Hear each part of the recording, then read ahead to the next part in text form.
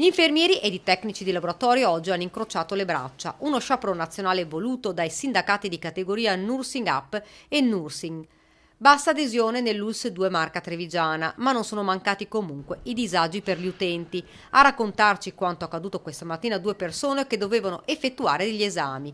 A Borgo Cavalli, caos nell'ambulatorio dei prelievi. È stato detto aspettate perché può darsi che alle 8 si sblocchi tutto. Allora passano le 8, 8:05, 8:10, 8:15, tutti aspettano e a quel punto dicono no, non fanno niente e quindi si è dovuto riaspettare, allora dirottato verso prenotazioni e basta.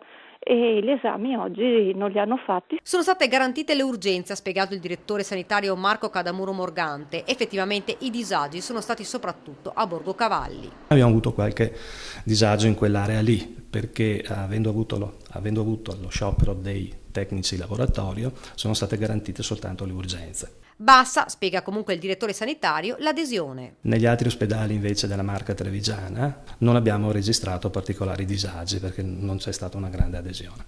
Fra l'altro il contratto è stato siglato questa mattina da CGIL, CISL e UIL, fatta eccezione per le sigle che hanno proclamato lo sciopero che invece si sono alzate dal tavolo durante la trattativa. Il contratto è stato rinnovato dopo ben 8 anni di blocco e coinvolgerà nella Marca circa 7.500 lavoratori.